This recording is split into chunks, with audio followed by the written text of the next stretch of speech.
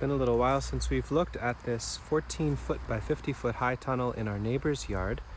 And so I thought I would take a wander through here this afternoon after putting in a few hours of renovation and transitioning work. We're trying to be a little bit more on top of transitioning this space into fall and winter crops, moving out of hot weather crops like tomatoes and basils. So I will explain what is going on in here and what the intent for this fall and winter looks like, so stick around. There's a lot happening in here and it's a little hard to know. I guess it's a theme with all the videos, hard to know where to focus and orient, but I'll just go along as I go and share what's happening. We've got some flats here of cold weather transition crops. There's a whole bunch of red Russian kale. There's actually some good King Henry. We're thinking about trialing some perennial greens in this space. So we'll talk about that as we do it. Then there's also some mustards, there's lettuce, more mustards, there's chard. May very well be in the early October timing here that these are just a little too small to be able to take off and provide a crop before it's too cold, but they're started and this feels like the space to try to get them going, so we will try to get them going in here. The last few days what we've been doing is winding down the tomato crops. They did not do all that well in here, but they weren't too bad. There's just a couple more sun golds left for us to harvest and cut out. And Sasha's making some green tomato related things with the underripe tomatoes.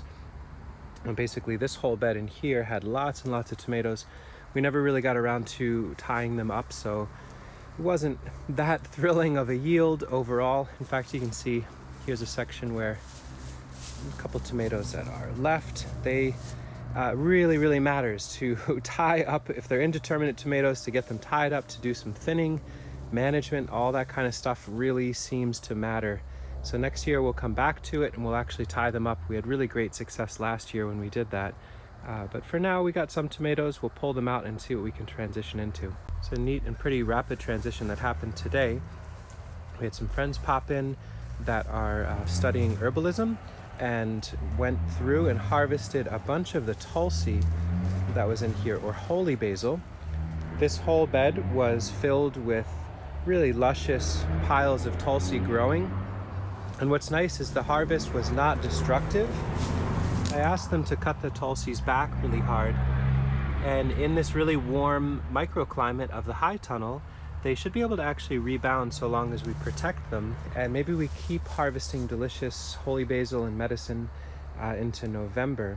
You can see these are the ones that remain. We wanted to leave a whole bunch for the bees. But what was nice is by cutting them back really hard, it gave an opportunity for me to take a truckload of crates of compost from the chicken yard and basically dump compost really all up and around. So we're leaving the holy basil to possibly resprout or maybe pass away, probably resprout. And now there's this deep application of rich compost, and we're able to transplant in a whole bunch of arugula, some parsleys on the edges. There's a ton of red Russian kale that went in along the north line over there. Just as a side note, the arugula was in a 60 flat. Some folks with a nice company sent me some trialing seed flats to try out, and I just wanted to say that they worked really nicely. I'll put a link in the description below if you're interested in trying them too. There are beds where we took a bunch of cuttings of the perennial kale and thinned them out a bit, and that was an opportunity to dump some compost to help them root, well, to feed the plants so we get much more nourishing kale out of the deal, but also to help them root all throughout. So by next year this might be a bed of really well rooted suckers and shoots of perennial kale that we can move out in the spring. Some other highlights that are happening in here, these are some figs. A really nice gentleman, Daniel, sent along, was it last year? I believe it was last year. Anyway, they're growing. You can see this was the cutting that went in the ground, and this is all the growth. They died back over winter. We didn't have the space buttoned up well enough, but clearly it didn't kill them, and they're putting on round after round of growth. This is all growth in the last week or two. And little immature figs. I think we might be able to conserve enough warmth in here to actually get a little bit of a preview fig crop. This one's really getting close to ripe. I ate a few from down low and they were absolutely divine. This is one called Black Bethlehem.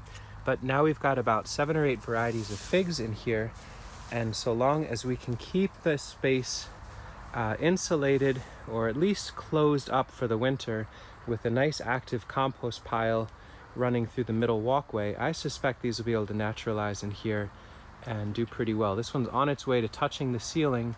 That's growth from the ground since June. My gosh, fig, you're ridiculous. I guess the underside of a fig leaf is a perfect spot for a bumblebee to take a nap after gorging on Tulsi nectar. That's a pretty sweet life for them.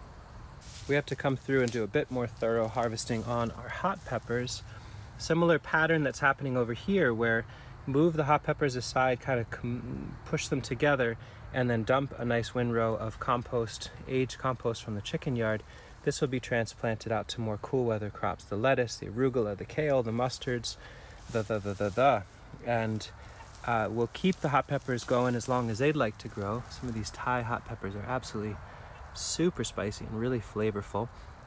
And you can see this is what it looked like just before. I probably could/should move the mulch aside and all that, but it's just so much easier to dump the compost and spread it out. So I've been doing that and keeping the straw in the walkways, and that's the way we'll lay out this whole space. If it's straw/hay, it's a walkway. If it's really dark soil with plants growing, it's a garden bed, and that's that. We're leaving some of these huge kales. They were overwintered. We transplanted them into position in the spring and have just been doing clean break harvest all summer. They've been getting pretty wailed on with the cabbage moth, I guess that is. And I definitely don't want to spray BT or that kind of stuff. I'm wondering if you've got some neat tricks, share them in the comments. One thing that seems like it might work so far, this one's getting no more browse up top since I crumbled up some catnip and put that in there. I wonder if that's a solution. I hope so, because catnip is coming up all over the place in here. But we'll just keep clean breaking them and feeding the really dinged up branches that have some of the grubs on them to the chickens. They don't mind eating that. And we get these neat little palm tree vibe plants all throughout. The higher we break the leaves off, the more light can come in underneath, and crops like chickweed and arugula and lettuce and parsley can grow underneath the dappled shade of these palm tree kales. Same thing with the chard. These have been doing really well. They've got such a deep root system that through the drought of the summer, they did really nicely for themselves. We didn't water them all that much, and it's nice aesthetically. We're keeping up with harvesting on those. We eat a fair bit, but certainly they produce more than we can eat, and so we're clean breaking all the branches that are dinged up. And by keeping up with that, any that have holes at all, and when I say clean break, I mean flexing the branches, the leaves down low, breaking them off in a clean way so the plant can heal quickly rather than cutting them. But we send all this to the chickens, and I will tell you that the short commute to the new chicken run, having fresh greens with just a little hole here or there, we're able to do this a few times a day whenever we're working in the high tunnel. It's just so nice. You can see this happens enough that the chickens aren't able to keep up with how many greens we send their way. There's just an absolute carpet in here. They chew through this slowly but surely and then churn it in, and then ultimately it becomes compost that feeds the elderberries, feeds the currants, feed the willows, and then food and medicine can fall back down and feed the chickens again, and we can harvest what we need too. Real nice, good, tight nutrient looping right there.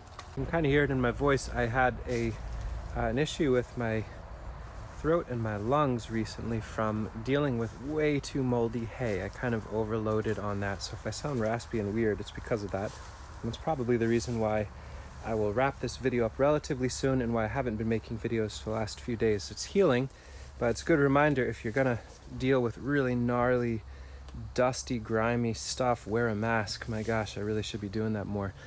But anyway, this is the high tunnel in the fall, early October, transitioning with hopeful ideas of cold weather crops, the keeping of some of the warm weather crops so that they can rebound and grow again, and doing all of this within the confines of the potential of putting the low tunnel up. Some of these figs, once we get into our first really deep cold in the teens Fahrenheit or so. We'll cut these nice and low, take those cuttings to propagate, and then we can put poly over the whole thing to shelter them for the winter. That's all I got for now. I'm gonna let my voice rest, but please let me know, do you have questions or comments, concerns? You know the deal. We'd love to hear from you. What are some thoughts? How should we handle brassicas getting browsed by those cabbage moths? What are some natural, ideally herbal associates that can help keep those moths and those caterpillars off of them without using any sprays?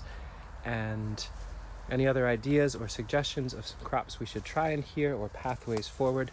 We'll keep documenting as we go. As we get much colder, we'll share how this is transitioning back into a low tunnel within a high tunnel.